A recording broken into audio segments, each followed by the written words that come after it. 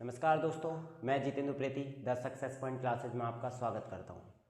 जैसा कि आप सभी को पता है कि हम इस चैनल पर केमिस्ट्री, फिजिक्स, मैथ सभी के टॉपिक्स को लेकर के चल रहे हैं। अभी हम जो जितने भी हमारे इंपॉर्टेंट टॉपिक्स हैं किसी भी क्लास के पॉइंट ऑफ व्यू से, जो वन लाइनर क्वेश्चंस बन सकते हैं या टिक मार्क के क्वेश्चन बन सकते हैं, उनको कवर करते हुए जा रहे हैं। तो जैसा कि आप सभी को पता है, कुछ वीडियोज़ हमारी पीछे भी आ रही हैं और आगे भी हमारी वीडियोस रेगुलर ऐसे ही आती रहेंगी। केमिस्ट्री, फिजिक्स, मैथ के लिए हमारे वेब चैनल को सब्सक्राइब करें और लाइक करें और देखते रहिए हमारी नई नई इन्फॉर्मेशन के साथ न्यू वीडियोस।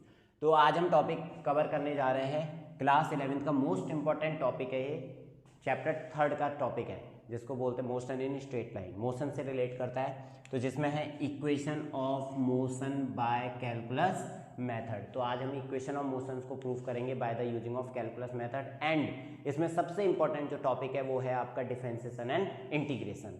बिकॉज जब हम क्लास 11th में आते हैं, क्लास 10th से जैसे ही हम 11th में पहुंचते हैं, तो हमारे लिए जो डिफरेंशिएशन और इंटीग्रेशन जो वर्ड है, एक नया वर्ड लगने लगता है।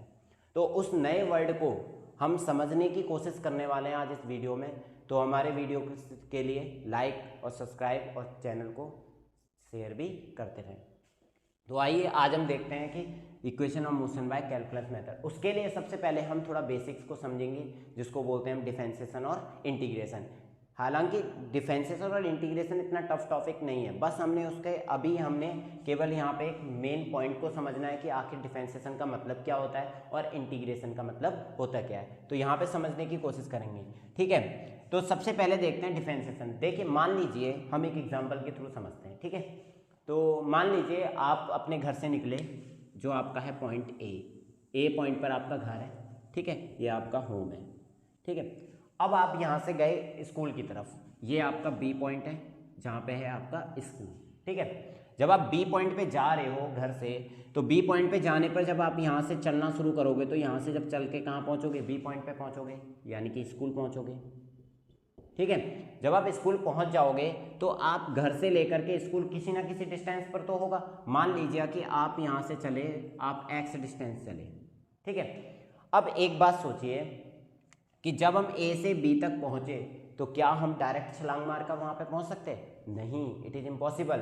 तो हम इसको कैसे समझते हैं कि जब हम a से b पॉइंट पर गए, तो हमने एक पाथ फॉलो किया जो था x का, और हमने इसको स्मॉल स्मॉल पार्टिकल्स में क्या कर लिया था, डिवाइड कर दिया, इसको स्मॉल पार्ट्स में कैटेगराइज कर दिया। हम x था, हमने पहले यहाँ से यहाँ चले, तो हम मान लीजिए हम कितना चले, dx का मतलब होता है हमें, dx का मतलब होता है स्मॉल चेंज, dx का मतलब होता है स्मॉल चेंज, ठीक है। dx का मतलब क्या होता है, स्मॉल चेंज। हमने क्या किया, जो कंप्लीट जो x का डिस्टेंस का पाथ था, हमने उसमें क्या कर दिया, एक स्मॉल चेंज कर दिया। तो dx का मतलब क्या होता है, स्मॉल चेंज। और डिफरेंशिएशन का भी मतलब यही होता है, किसी लंबी चीज को हम क्या कर दें, स्मॉल चेंज कर दें उसमें, यानी कि छोटे छोटे पार्ट्स में उसको कैटेगराइज कर दें, ठीक है। जैसे कि हम लाइफ में भी अगर हम लाइफ से भी रिलेट करें, तो लाइफ के अकॉर्डिंग भी समझें, तो क्या होता है कि अगर हमने बड़े टारगेट को पाना है, तो उसके लिए छोटे छोटे स्टेप्स को रख करके हमें आगे चलना पड़ेगा और स्टेप्स पर काम करना पड़ेगा। तो देखते हैं, ठीक है। तो हमने dx यहाँ से यहाँ चला, फिर dx यहाँ से यहाँ चला, फिर dx यहाँ से यहाँ चला। इस तरीके से हमने इसको क्या कर दिया, पूरे x को dx के टर्म्स में डिस्ट्रीब्यूट कर दिया। इसी को बोला जाता है डिफरेंशिएट करना। और डिफरेंशिएट को डिनोट करते हैं हम d से। किसके रिस्पेक्ट में डिफरेंशिएशन हो रहा है, x के रिस्पेक्ट में, यानी कि x पाथ है हमारा, तो differentiation with respect to x, ठीक है।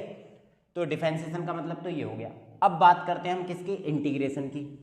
अब इंटीग्रेशन क्या होता है, इंटीग्रेशन क्या होता है कि हमने जो स्मॉल पार्ट्स किए, यानी कि इंटीग्रेशन का जो साइन है, इसको बोलते हैं इंटीग्रेशन का साइन, इंटीग्रेशन।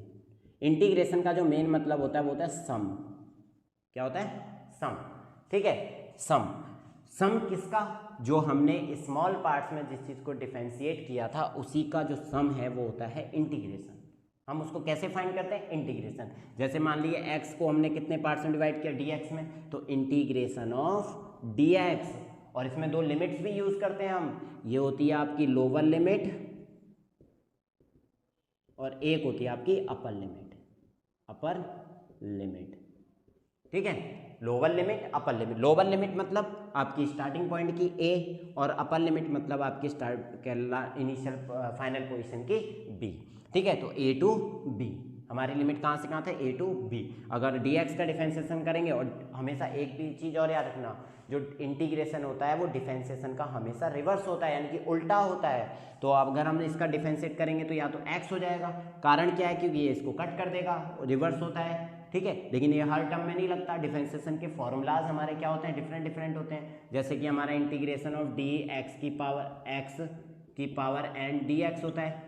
ठीक है, जितने भी टर्म्स, जैसे मान लीजिए x के रिस्पेक्ट में डिफरेंशिएट हो रहा है, ठीक है, तो ये जो x है हमारा एक कांस्टेंट नहीं है, यानी कि इसको हम सॉल्व करेंगे। इसका सॉल्व करने का फॉर्मूला है x की पावर n+1 अपॉन n+1। इस तरीके से हम इसको सॉल्व कर सकते हैं।